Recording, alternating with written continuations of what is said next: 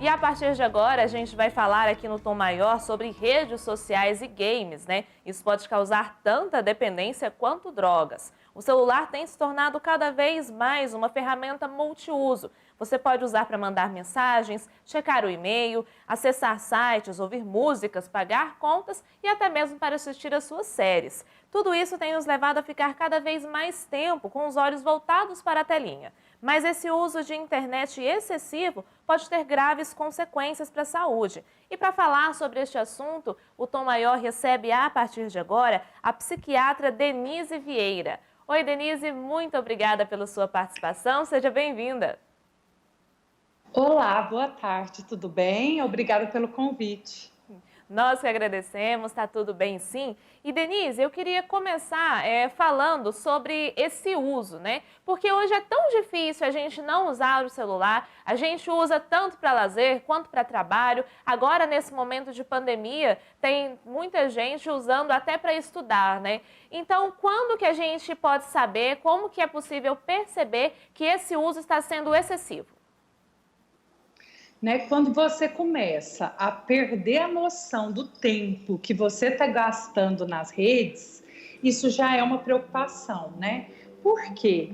Porque você tem algumas coisas para fazer no decorrer do dia e quando você vê, você já passou 1, 2, 3 horas nas redes sociais, né? Se você alguma vez saiu para trabalhar, esqueceu o celular e ficou desesperado, perdeu horas no trânsito para voltar em casa para buscar o celular. Ou senão, se você ficou sem acesso à internet, também ficou morrendo de raiva, teve oscilação do humor e morreu de raiva, isso já é um sintoma de alerta. Tá certo. Então, quando que passa de alerta, né, pra gente já consigo resolver sozinho, tô precisando diminuir esse uso. Então, qual que é o momento, né, que a gente percebe que passou do ponto e eu preciso procurar ajuda? Quando você começa a ter insônia, quando você começa a ter a oscilação do humor muito constante, então você fica irritado, você começa a deixar de conversar com a sua família para ficar nas redes sociais, então você começa a ter prejuízo no trabalho, né? Então deixou de ser alerta para já ser um quadro de dependência. Tá. E como que funciona, né? Como que a gente pode fazer para desintoxicar, né? Porque se você já falou pra gente do nível de alerta, já falou pra gente da questão da dependência, então quem está nos acompanhando, que já percebeu, fala, nossa, a coisa tá séria. O que que a gente tem que fazer para começar a desintoxicar? Então, aproveita, tira o próximo final de semana, né? Claro que dependendo do seu trabalho, você não vai poder ficar 100% offline, mas você ter horários rígidos para ficar no celular, 1 hora antes de dormir, já deixar o celular carregando longe de você, parar de dormir com o celular embaixo do travesseiro, né? Quando você for comer, no horário de almoço, deixar o celular longe ou em outro ambiente ou dentro da bolsa, né? Evitar comer estando ali com acesso ao celular o tempo todo, porque aí você acaba atrapalhando. Nos finais de semana, a gente recomenda, né, ficar de 2 a 4 horas por dia no celular só. O restante fique por conta de família, por fazer alguma atividade de lazer, descanse longe. Menina, essa questão da organização, 2 a 4 horas. Quem é que conta, gente, que hora, o tempo que você fica no celular? Hoje o Não celular conta. Como assim? Hoje em dia, o celular está programado para ter o uso semanal. Então, ele sabe dizer se você aumentou, se você diminuiu o uso, quantas horas o uso diário. Então, isso já ajuda a gente ter um pouquinho mais de noção quanto tempo a gente está ficando conectado. Então o celular ele já está ajudando a gente a ficar menos tempo sem ele. Né? Na verdade, quando a gente fala de organização, a gente fala principalmente para quem tem filho pequeno, para quem tem adolescente. Então, você que trabalha com rede social, você que trabalha com celular, fica muito mais difícil.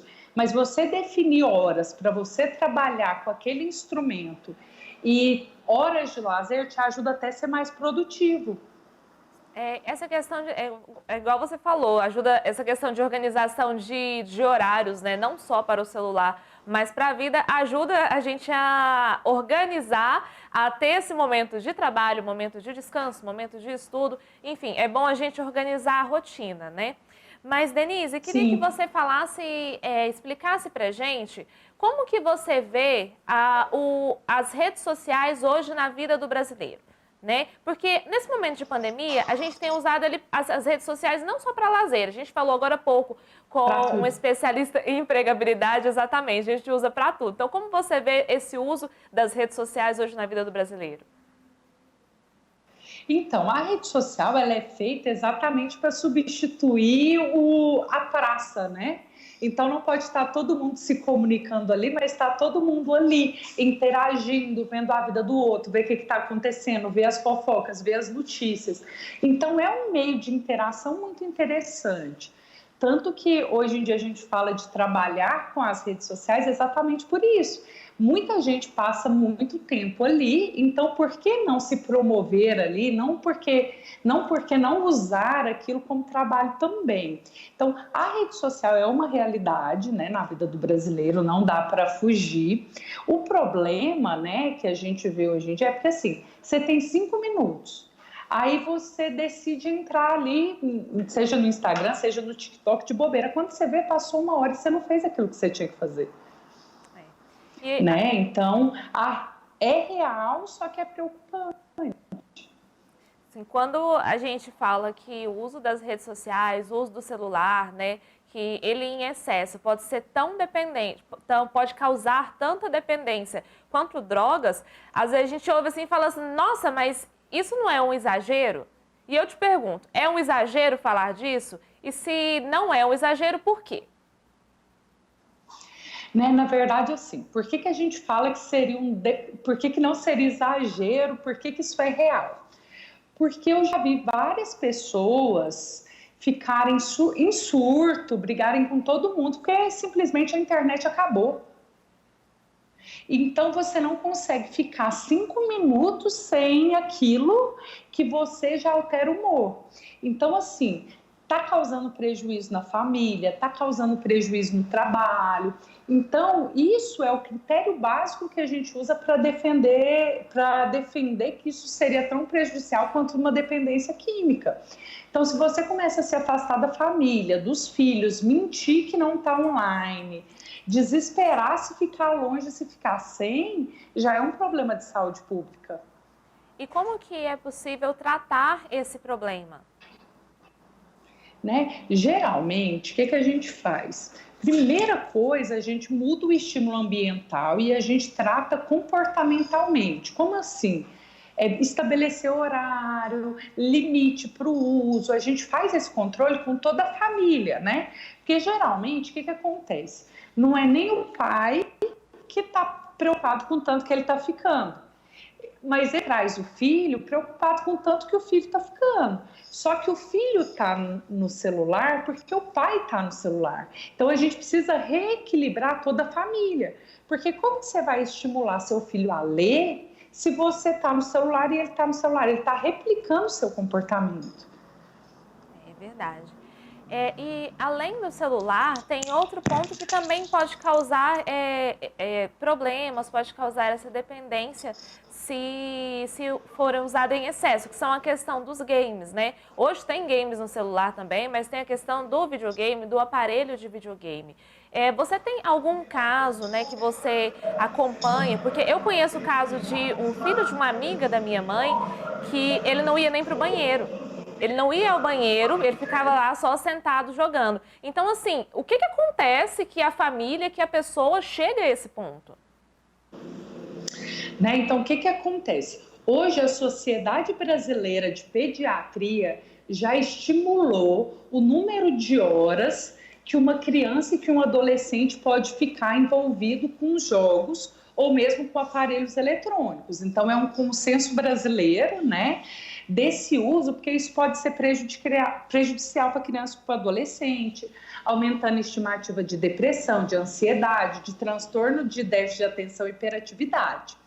Então, eu já tive muitos casos, sim, eu trato muitos casos, porque as crianças assim, chegam a colocar fralda para ficar 48 horas, 72 horas jogando. Gente, não Igual dá. o caso do filho da amiga da sua mãe, né? Não dá, sabe? Porque parece tão distante, na verdade, quando a gente fala, nossa, a pessoa ficou 72 horas jogando, a pessoa ela não come, a pessoa colocou fralda para ficar 72 horas jogando. E é muito grave. Então, nesse caso, qual que é o papel da família para tentar evitar que chegue a esse ponto? Porque a gente tem o caso de alerta, como nós já citamos, e tem esses casos extremos, como esse último que nós citamos agora. Então, qual que é o papel da família nisso? Né? Eu acho que a primeira coisa é orientar os pais a entender o que está acontecendo na rotina daquela criança, daquele adolescente. Então, que jogo que você está jogando, como que joga, posso jogar com você, né? Não deixar o adolescente se trancar dentro do quarto e jogar o que bem entende. Então, se ele quer jogar, isso pode ter até vantagens em desenvolvimento de elaboração de projetos para execução, para passar aquela fase, criatividade. Só que isso deve ser feito no meio da família. Então, você vai jogar na sala, você vai jogar na cozinha, você não vai se afastar da família. Isso tem que se restringir a, no máximo 4 horas por dia se for adolescente. Então, se ele fez todas as tarefas, ele pode jogar. Ele não pode virar à noite jogando, ele pode ficar bravo, ele pode dar piti, ele pode chorar, ele pode ficar emburrado, mas o papel do pai e da mãe é falar não, restringir. A gente ainda nesse tom de alerta, Denise, de que é esse uso excessivo do celular, das redes sociais, dos games, no que isso atrapalha no desenvolvimento cognitivo da criança? Eu não sei se afeta também a questão do desenvolvimento do adolescente. Né? O que acontece? Saiu recentemente um estudo francês que testa o QI geração pós geração, né? E em todos os anos havia uma evidência de aumento de QI a partir de uma geração para outra. E o que surpreendeu nesse último teste realizado foi que foi pela primeira vez na história o QI dos adolescentes está menor do que o dos pais. E grande parte disso se deve ao uso excessivo de internet, de rede social, de celular. Então, o que a gente percebe? O uso excessivo do 0 aos 3 anos faz com que a criança comece a falar mais tarde, comece a andar mais tarde, tenha uma coordenação motora mais atrasada, né? Dos 3 aos 10 anos, a gente vê que as crianças são mais ansiosas, desatentas e impulsivas, né?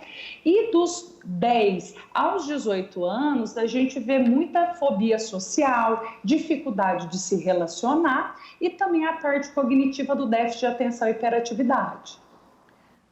Falando de déficit de atenção e hiperatividade, como que a criança desenvolve o déficit de atenção? Porque a gente vê crianças de, por exemplo, 2 anos que já têm esses traços de déficit de atenção e também de hiperatividade, aí eles têm que fazer o acompanhamento. Então, eu queria que você explicasse pra gente, para quem está nos acompanhando, como que é possível identificar e se esses transtornos, posso chamar de transtornos, se eles podem... Pode. Transtornos, né? Se esses transtornos, eles podem ser desenvolvidos ou se a criança ela já nasce com eles.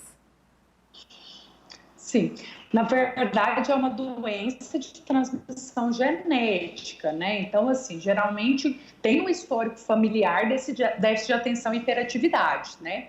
Claro que o hiperestímulo da criança e meios neuronais muito fáceis, então, ao invés de eu pegar um pedaço de madeira e fingir que aquilo é um caminhão, estimular a minha criatividade, estimular o meio ambiental, isso vai fazer uma formação muito boa. Mas se eu coloco coisas muito fáceis, então eu simplesmente fico em frente a uma tela que passa coisa divertida o tempo inteiro e eu não tenho que pensar, eu não tenho que desenvolver, eu não tenho que ter criatividade, isso faz com que eu fique mais imediatista e mais impulsivo. Então, pessoas predispostas isso acaba fazendo com que o desenvolvimento da doença aconteça. Então nesse caso, vale... Né? Pode falar. Só que assim, igual você falou, crianças com 2 anos, a gente não faz o diagnóstico de transtorno de déficit de atenção e hiperatividade. Esse diagnóstico só é feito a partir dos 7, né? Do período de alfabetização, a gente vai ver como que ele está aprendendo, como que está a fala, a gente vai avaliar cada lugar da vida dele. Então, escola, casa, meio social, como que ele brinca, né? Com 2 anos, a criança é cheia de energia em qualquer lugar, com ou sem transtorno. Tá certo. E também, né, nós estamos conversando com a psiquiatra Denise Vieira Espíndola. Denise, queria que você falasse pra gente também quais as outras atividades, porque a gente está falando de redes sociais, de games, de celular, mas também há outras atividades que em excesso podem causar dependência, né? Sim, hoje em dia a gente sabe bem, nos últimos 10 anos a gente vem estudando bem os transtornos que causam dependência, que não são dependência química. Então a gente fala do amor patológico, então se apaixonar pode virar um vício, né? A gente fala da dependência de internet, dependência de jogo, né? Então a gente fala tanto de jogos eletrônicos quanto jogos como bingo, como pôquer, né? Jogos online ou presenciais, como a gente vê em cassinos, né? São dependências comportamentais. A gente fala da dependência de comida, desde a anorexia, que é não querer comer, até o caso de transtorno compulsivo alimentar periódico. Tá certo. Você falou sobre a dependência de comida que causa a anorexia, né? Mas nesse caso... São quadros diferentes. São quadros diferentes, entendi. Então, todos esses transtornos também podem causar dependência. E como que nós podemos reconhecer, né? Que nós estamos com os sintomas, que algo está causando a dependência, igual desses outros pontos que você citou para a gente aqui agora. Né? Então, a dependência em si, a gente faz o diagnóstico quando um comportamento ele começa a afetar a vida social, a vida de relação, então, relacionamento amoroso, relacionamento de amizade, relacionamento familiar como um todo, a relação com o pai e com a mãe, né? Começa a atrapalhar trabalho ou estudo, então começa a interferir em todas as áreas. Isso pode ser através de comportamento ou através de substância, mas a gente começa a ver que tem alguma coisa errada, porque toda a vida da pessoa começa a desmoronar. Certo. E quando a pessoa ela não percebe que isso está acontecendo, né? Qual que é o nosso papel como sociedade para tentar mudar esse quadro? E geralmente as pessoas mais próximas tendem a brigar, tipo assim, não tá legal, e briga e a pessoa acaba se afastando, né? Eu sempre oriento as pessoas, ao invés de chegar julgando, né? Chega perguntando assim, nossa, como que você entrou nisso? Por que você tá perdendo tanto tempo nisso? Vamos procurar ajuda? Será que isso não pode ser um problema? Ao invés de só julgar, porque senão a pessoa afasta e não conversa mais com você. Com certeza, tem que ser um tom mais leve, né? Porque a pessoa, ela não vai reconhecer que ela tem um problema, né? É muito difícil, principalmente se a gente chegar já de uma forma mais grosseira. E nós estamos falando com a psiquiatra Denise Vieira Espíndola. Denise, para a gente encerrar o nosso bate-papo, para a gente encerrar a nossa conversa, queria que você fizesse o alerta. Nós já estamos fazendo alertas desde o início da nossa conversa, né? Mas fazer o alerta para essa questão, para a gente conseguir identificar e melhorar no nosso dia a dia. Se nós não temos um quadro grave, para a gente já acender o alerta para isso, mas como que a gente pode fazer no nosso dia a dia para tentar melhorar essa situação do uso do celular, para tentar fazer com que a nossa vida ela seja equilibrada, né? Que nada que a gente faça seja excessivo e sim tudo no equilíbrio. Então, a maior orientação que eu dou para as famílias hoje é que elas sentem juntas para tomar café da manhã, se possível almoço, eu sei que muita gente não almoça em casa, então não tem problema, e jantem juntas. E nesse momento, esqueçam um pouco o celular. eu oriento que as famílias tirem pelo menos meia hora do dia, seja no final do dia ou no início do dia, para conversar sobre o que está acontecendo na vida de cada um, como que está a rotina de cada um. E eu oriento que uma hora antes de dormir, então fiquem longe do celular, porque isso atrapalha a higiene do sono. Só do celular ou do celular e da televisão também? Celular, televisão, tablet, e tire pelo menos uma vez por semana para se desligar de tudo isso e ter contato com outras coisas que te tragam prazer, né? Porque se você come assistindo o jornal e não conversa com a sua família, você começa a perder o vínculo familiar e a partir daí você começa a perder muitas coisas. Tá certo, Denise. Muito obrigada por todos esses alertas, né, pela nossa conversa. Fica aí a missão, né, que é a gente tentar ficar longe do celular, tentar se desligar uma hora antes de dormir, porque realmente é uma missão. Grande abraço para você e até a próxima. Abraço, muito obrigada pelo convite, estou à disposição. Muito obrigada a Denise Vieira Espíndola, ela que é psiquiatra e falou com a gente sobre o uso excessivo de celulares, games, da internet como um todo.